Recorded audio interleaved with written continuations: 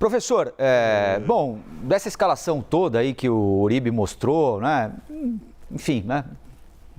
Nada assim que desperte muita emoção, né? O Ricardo Salles fatalmente vai utilizar, como o Uribe já lembrou aqui, essa condição de relator da CPI do MST para alimentar uma discussão que já acontece aqui em São Paulo, o senhor já deve ter acompanhado. O Guilherme Boulos é pré-candidato à Prefeitura de São Paulo, assim como o atual prefeito Ricardo Nunes. E o atual prefeito já escolheu, para surpresa de ninguém, né, a linha que ele vai usar para atacar Guilherme Boulos. Tentar disseminar na cidade a informação de que o Boulos significa a invasão, a desordem, a baderna e tudo mais. É uma tese, uma tática, uma das que o prefeito de São Paulo pretende aplicar contra, isso está nítido nas redes sociais do prefeito, contra o pré-candidato do PSOL. Pro deputado Ricardo Salles, é uma posição interessante também para ele tentar replicar essa tese lá de Brasília aqui em São Paulo. Fala de movimento social, que vai invadir a casa de não sei quem, que na sua casa vai ter de doar um quarto para a família que vem não sei de onde, né?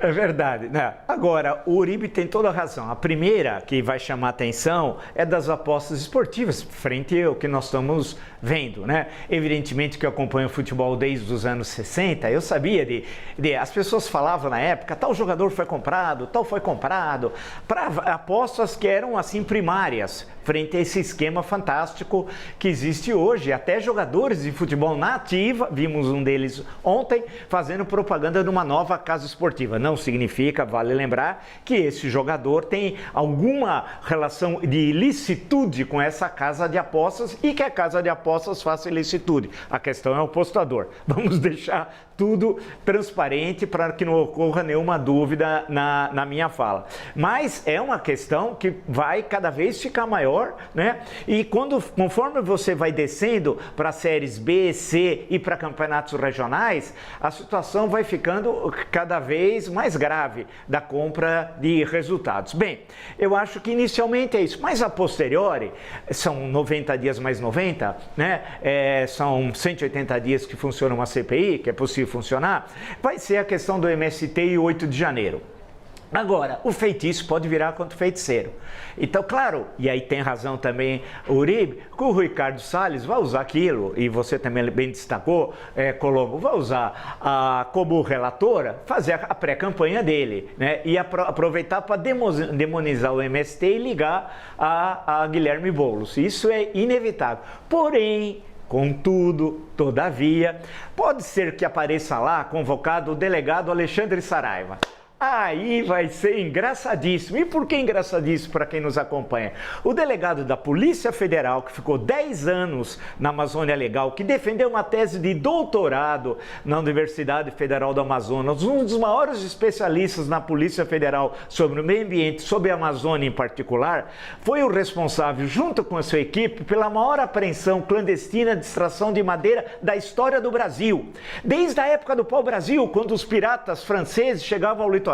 Isso está no livro do Escambo à Escravidão, do Alexandre Marchand, traduzido por Carlos Lacerda, né? Pelo grande orador, brilhante intelectual e grande político, excelente governador da Guanabara. Bem, o Alexandre Saraiva foi que comandou aquela operação clandestina e foi apreendido, e nós vimos aquilo. Se fosse colocar, eram quilômetros e quilômetros de madeira extraído clandestinamente da floresta. E quem foi resolver o assunto, entre aspas? O senhor Ricardo Salles, né? E aí o que aconteceu? Ao invés de ser elogiada a equipe do delegado Alexandre Saraiva, o governo Bolsonaro foi fantástico.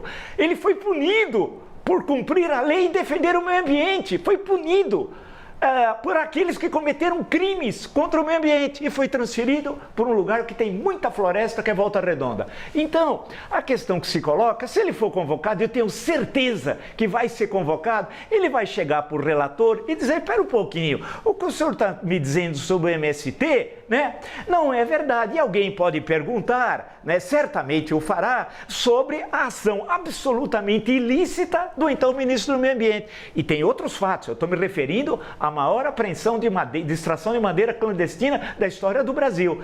Então, muitas vezes o feitiço vira contra o feiticeiro. E também, concluindo, o 8 de janeiro. Conforme as revelações das investigações que já ocorrem há meses, em outra esfera e com mais expertise, né?